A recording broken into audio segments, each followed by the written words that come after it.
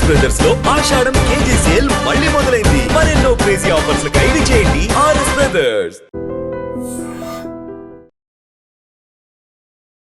యువకులే ఆమె target. Social media ద్వారా యువకులను ప్రభావితం చేసి అల్ ఖైదాకు పంపిస్తున్నటువంటి షమా పర్వీన్ అనే మహిళను Gujarat ATS anti terrorist squad అదుపులోనికి తీసుకుంది. బెంగళూరులో ఆమెను అరెస్టు చేశారు. అయితే ఇప్పటికే 4 ఉగ్రవాదులను అరెస్టు చేసినటువంటి ఏటీఎస్ వారిచ్చినటువంటి సమాచారం మేరకే బెంగళూరులో ఈ షమా పర్వీన్ను కూడా అరెస్ట్ చేశారు. అయితే ఈమె పాకిస్తాన్లో ఉన్నటువంటి ఉగ్రవాద సంస్థలకు సంబంధించిన కీలకమైన నేతలతో టచ్లో ఉంటుంది. ఇక్కడ యువతను ప్రభావితం చేసి ఆమె ఆ టెర్రరిజంలోనికి, ఆ రొంపిలోనికి యువతను దించుతున్నటువంటి కీలకమైన సమాచారాన్ని ఏటీఎస్ రాబట్టింది. సో ఇప్పటికే మనం చూడొచ్చు, ఈమె కార్యకలాపాలు చూస్తే ఈమె జార్ఖండ్కు చెందిన ఆమె, బీకాం కూడా చదువుకుంది. కానీ ఉగ్రవాద భావజాలంతో పనిచేస్తున్నటువంటి ఈ షమా పర్వీన్ను పావుగా చేసుకొని అక్కడ ఉన్నటువంటి కొన్ని పాక్ లాంటి విదేశాల్లో ఉన్నటువంటి ఉగ్రవాద సంస్థలు ఈమెను ఒక ఏజెంట్గా మలుచుకొని యువతను టార్గెట్ చేస్తున్నారు. అల్ ఖైదాలోనికి పెద్ద ఎత్తున యువతను పంపిస్తున్నటువంటి ఈమెను అయితే ఏటీఎస్ నిఘా పెట్టింది. నిఘాలోనే ఆమె నుంచి చాలా కీలకమైన సమాచారాన్ని కూడా రాబట్టారు. బెంగళూరులో ఆమెను అదుపులోనికి తీసుకున్నారు. ఇప్పటికే విదేశాల్లో ఉన్నటువంటి కొన్ని ఉగ్రవాద సంస్థల నేతలతో ఆమెకు చాలా ర్యాపో ఉన్నట్టు తెలుస్తోంది. చాలా కీలకమైన సత్సంబంధాలు ఆమె కొనసాగిస్తూ ఉంది. సో సోషల్ మీడియాలో ముఖ్యంగా ఇన్స్టా పేజ్ అనేదే ఈమె యాక్టివిటీస్కి కీలకంగా మార్చుకుంది. సో ఇందులో ఎవరైతే ఉగ్రవాద భావజాలంతో పనిచేస్తుంటారో, వాటికి దగ్గరగా ఆలోచన దృక్పథంతో ఉంటారో వారిని ఆమె మౌల్ చేయటమే కాకుండా అల్ ఖైదాలోనికి దింపుతోంది. సో భారత్ను ఆమె పూర్తిగా ఇస్లామిక్ రాజ్యంగా మలిచే ప్రయత్నంలో భాగంగానే ఇలాంటి దుశ్చర్యలకు పాల్పడుతున్నట్టుగా కూడా గుజరాత్ ఏటీఎస్ అధికారుల విచారణలో కీలక అంశాలైతే బయటపడ్డాయి. పెహల్గాం దాడి చూసాం. అందులో ఎంతోమంది ఇక్కడ కూడు తిని ఇక్కడ ఉన్నటువంటి భారతదేశానికి నష్టం కలిగించాలనే ఏర్పాట్లు చేశారు.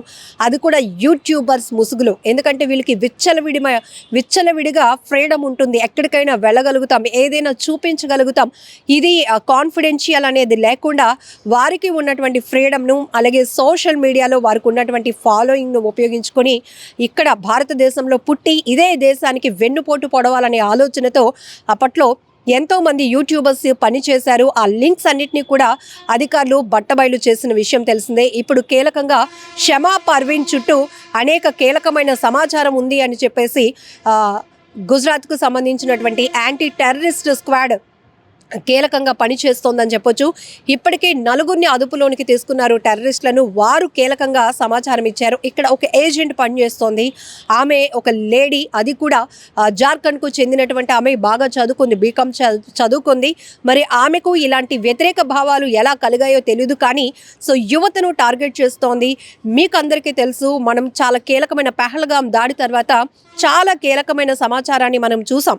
సో ఇక్కడ విజయనగరంలో ఉన్నటువంటి ఒక వ్యక్తి ఏ స్థాయిలో బాంబు ప్లాన్లు చేశాడు, దానికి సంబంధించిన రసాయనాలు ఆన్లైన్లో ఎలా కొనుగోలు చేశాడు, ఇంట్లో వాళ్ళకి కూడా తెలియలేనట్టుగా గుట్టు చప్పుడు కాకుండా ఎలా భద్రపరిచాడు, ఇవన్నీ కూడా విస్తుపోయే నిజాలు. నిజానికి జనావాసాల మధ్య ఉన్న వ్యక్తులు ఇలాంటి ఉగ్రవాద భావజాలంతో పనిచేస్తున్నారంటే నమ్మటానికి కూడా చాలా ఆశ్చర్యం అనిపిస్తుంది.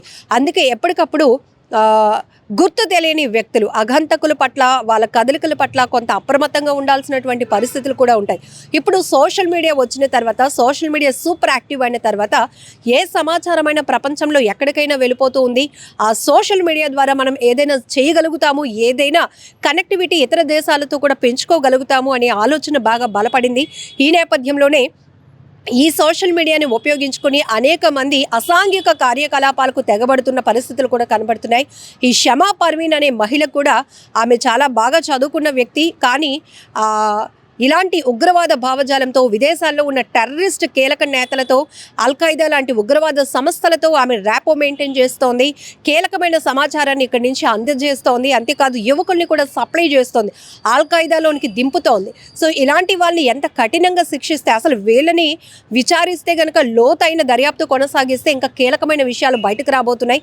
ఎందుకంటే భారత్నే టార్గెట్ చేసుకుని కొంతమంది అసాంఘిక కార్యకలాపాలకు పాల్పడుతున్నారు, కుట్రలు పన్నుతున్నటువంటి పరిస్థితులు పరిస్థితులు కూడా ఉన్నాయి. ప్రాణ నష్టం కలిగించాలి, ఒక రకమైన భయాన్ని ప్రజల్లో పుట్టించాలనేటువంటి దుర్మార్గపు ఆలోచనతో పనిచేస్తున్న వాళ్ళు చాలామందే ఉన్నారు. సో ఇదంతా లింక్ సిస్టమ్, ఒక చైన్ సిస్టమ్ లాగా పనిచేస్తున్నటువంటి పరిస్థితి. ఎక్కడో ఒక చోట ఒక వ్యక్తి బయటపడితే చాలు, అక్కడి నుంచి చాలా కీలకమైన సమాచారం వస్తుంది.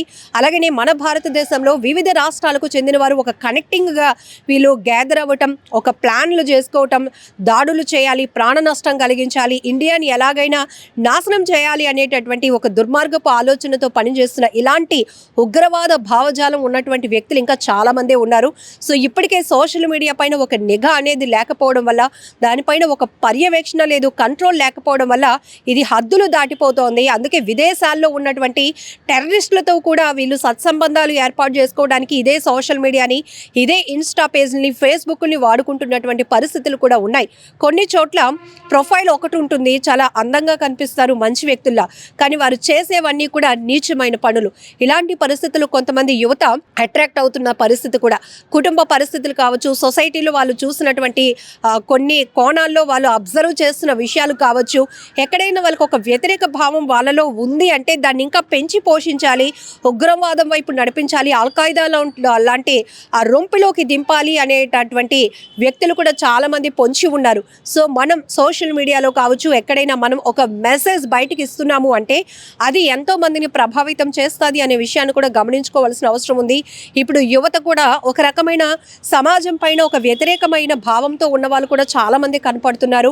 సో వారి మెసేజ్లో కానీ, వాళ్ళ కొటేషన్స్లో కానీ, వాళ్ళ కాన్వర్జేషన్స్లో కానీ సుస్పష్టంగా అవి కనపడతా ఉంటాయి. వాళ్ళు రిలేషన్స్ పెద్దగా మెయింటైన్ చేయరు, కుటుంబాలు కూడా త్యాగం చేయడానికి అవసరం అనుకుంటే కనుక, ఒకవేళ ఈ ఉగ్రవాద సంస్థలు వాళ్ళని ప్రేరేపించి ఒక ఆర్డర్ పాస్ చేస్తే వాళ్ళకు వాళ్ళు ప్రాణహాని చేసుకొని ప్రాణాలు కూడా అర్పించి మిగతా వాళ్ళని డ్యామేజ్ చేయడానికి కూడా సిద్ధపడుతూ ఉంటారు.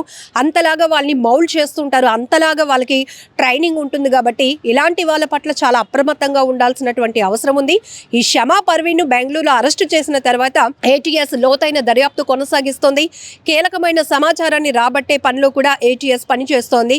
సో దీనికి సంబంధించి లోకల్ పోలీసుల యొక్క సహకారంతో కూడా ఇన్వెస్టిగేషన్ మరింత వేగవంతంగా జరగబోతోంది. సో ఇప్పుడు ఈమె వలలో చిక్కుకున్నటువంటి ఆ యువత ఎవరు, ఏ ప్రాంతాలకు చెందినవారు, ఏ స్థాయిలో వాళ్ళ విద్యా అర్హతలు ఉన్నాయి, ఎందుకు వాళ్ళు ఇలాంటి ఉగ్రవాద భావజాలం వైపు అట్రాక్ట్ అవుతున్నారు, ఎందుకు సొసైటీ అన్న మనం ఉన్నటువంటి భారతదేశంపై కానీ, వారు ఉన్నటువంటి ప్రాంతంపై కానీ, కుటుంబ వ్యవస్థలపై కానీ ఎందుకు అంత వ్యతిరేకమైన భావాలు కలిగి ఉంటున్నారు అనే అనేక కీలకమైనటువంటి అంశాలైతే బయటపడే అవకాశం కూడా ఉంది. నిజంగా ప్రస్తుతం ఉన్నటువంటి సమాజం దేనికి ప్రయారిటీ ఇస్తుంది? ఆర్థిక సంబంధాల చుట్టూ మాత్రమే తిరుగుతోంది. మళ్ళీ ఎన్నికలంగానే చాలా విరక్తి కలుగుతున్నాం. మంచి అనిపిస్తుంది కదా, లేడీస్ కూడా ఛాలెంజింగ్ జాబ్స్ చేసినప్పుడు చాలా బాగుంటది. ట్రాఫిక్ అసిస్టెంట్స్ గా నియమించిన ట్రాన్స్జెండర్స్ అందరితో సాల్యూట్ చేయించుకుంటున్నారు. ఫుడ్ డెలివరీ ఇవ్వటానికి వెళ్ళినటువంటి డెలివరీ బాయ్ అనిల్ పై కళ్ళ ముందు